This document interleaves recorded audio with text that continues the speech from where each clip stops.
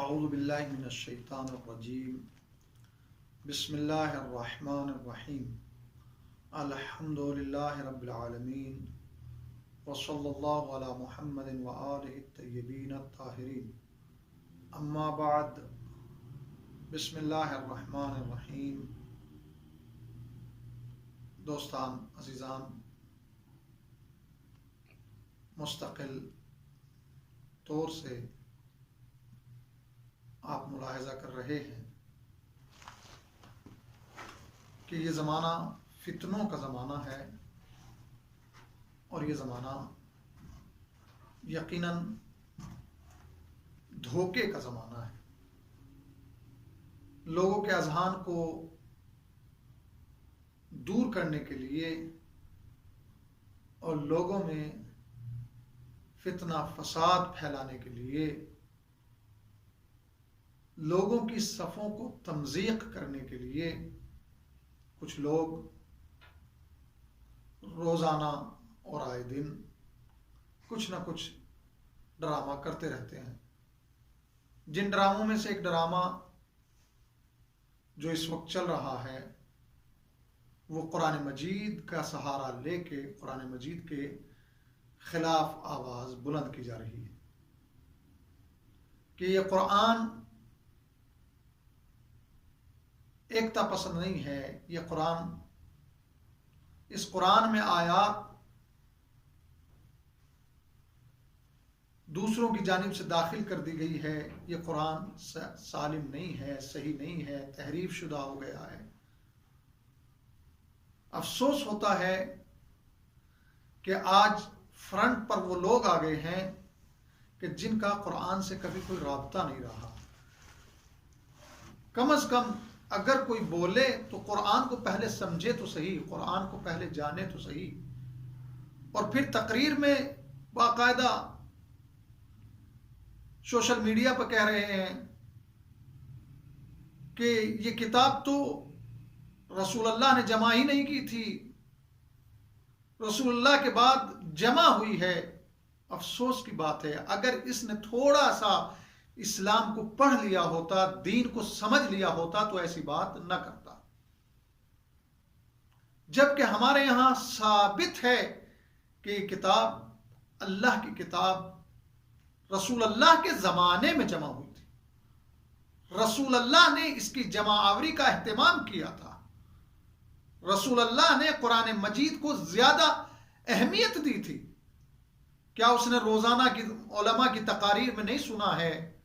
کیا اس نے کتابوں میں نہیں دیکھا ہے کہ رسول اسلام نے آخر وقت بھی یہ فرمایا تھا انی تارکن فیکم الثقلین، کہ میں تمہارے درمیان دو چیزیں چھوڑ کے جا رہا ہوں، کتاب اللہ و اطرتی اہل بیتی، ایک اللہ کی کتاب اور دوسرے میرے اہل بیت۔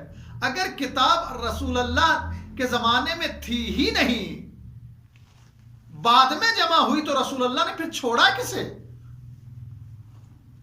کتاب کہہ رہے ہیں، اور خود کتاب کا لفظ کس چیز پہ بولا جاتا ہے؟ یہ سوچنے کی بات ہے۔ لیکن افسوس کہ بغیر سوچے سمجھے کسی طریقے سے کوئی بھی بات کہہ دیتے ہیں اور سمجھنے کی، سوچنے کی، جبکہ یہ حدیث انی تارکن فیکم الثقلین، یہ حدیث متواتر ہے، تمام علماء نے اس کو قبول کیا ہے، اور رسول اللہ کہہ رہے کتاب اللہ و اطرتی اہل بیتی۔ تو اللہ کی کتاب اگر موجود نہیں تھی تو رسول اللہ نے چھوڑا کیا؟ دوسرے، تھوڑی سی اگر سوچ لیا ہوتا کہ رسول اللہ نے قرآن کے لیے کتنا کام کیا ہے، کتنا اہتمام کیا ہے، کیا تمام علماء نہیں جانتے ہیں؟ کیا تمام مسلمان اس بات کو قبول نہیں کرتے ہیں کہ رسول اللہ کے زمانے میں قرآن کو لکھنے والے موجود تھے جنہیں کتاب وحی کہا جاتا تھا، کہ یہ وحی لکھ رہے ہیں، جو بھی اللہ کی جانب سے وحی رسول اللہ پہ آتی تھی اس کو لکھا جاتا تھا۔ تو یہ کیسے کہہ دیا کہ رسول اللہ نے بغیر جمع آوری کے، رسول اللہ نے بغیر لکھوائے، رسول اللہ نے بغیر دیے ایسے ہی دنیا سے رخصت ہو گئے.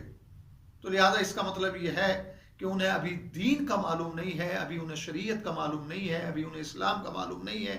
ابھی وہ فقط اور فقط نسلی اعتبار سے اسلام میں داخل ہیں، لیکن صحیح طریقے سے معلومات کے اعتبار سے وہ اسلام میں نہیں ہیں، اسلام سے بہت دور ہے. کتاب وحی کا مطلب کیا ہے، معنی کیا ہے؟